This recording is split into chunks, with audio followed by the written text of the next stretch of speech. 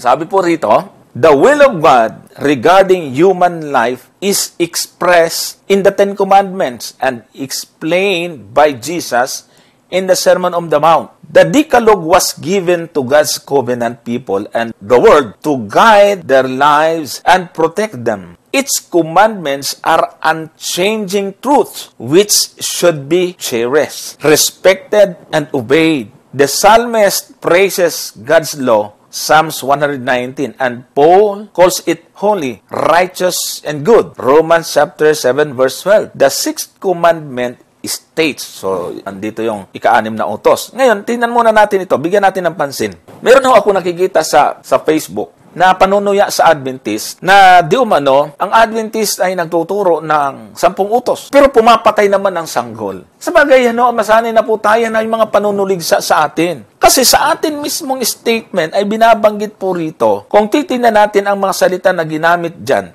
ewan ko kung magiging masama pa ang inyong tingin sa iglesia. Ang sabi dyan, its commandments are unchanging truth. Ang sabi po dyan, 10 commandments. Ang mga utos na ito ay hindi nagbabagong katotohanan na dapat pahalagahan. Ano pong sabi dyan? Igalang at sundin. Pinupuri ng salmista ang batas ng Diyos. Si David, no? Yung pong mang-aawit, ay pinupuri niyang ang kautusan ng Diyos. At tinawag naman ito ni Apostol Pablo na matuwid, banal at mabuti. Ay ano daw po ang sinasabi sa commandments na kailangan ito po ay hindi nagbabagong katotohanan. Ano yung utos na yon? You shall not kill. Exodus chapter 20 verse 13, which calls for the preservation of human life. O kita mo na.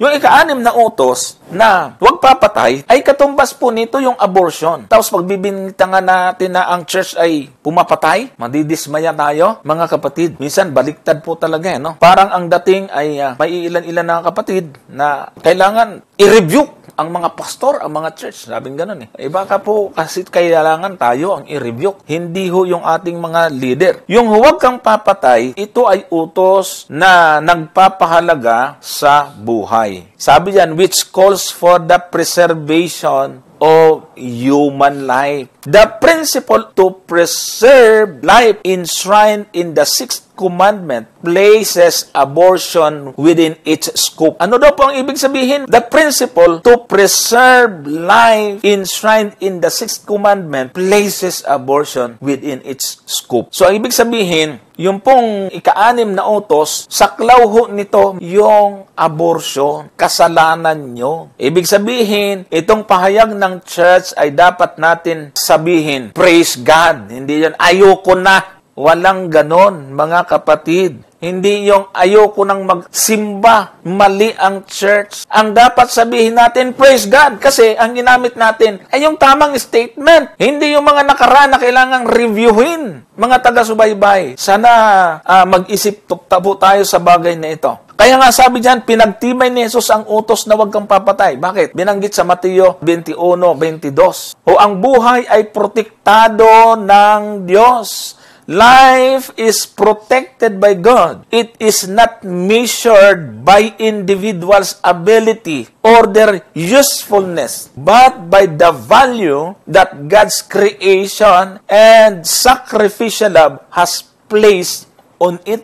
Personhood, human value, and salvation are not earned or merited, but graciously granted by God. Ang ganda mga kapatid. Personhood, human value, and salvation are not earned or merit, but graciously granted by God. Ang katauhan o halaga ng tao at kaligtasan ay hindi nakukuha o karapat-dapat, ngunit magiliw itong ipinagkaloob ng Diyos. Yan po ang pahayag ng church. Ang mga pahayag na ito ay para kung ikaw na nanonood ay gusto mong magpa-abort, tumigil ka. Ewan ko nga kung bakit nabaliktad ho ngayon. Parang sinasabi daw ng church, sige, pumila kayo, laglaga na. Ganon. Ewan ko na lang, mga kapatid. Tinong number 4.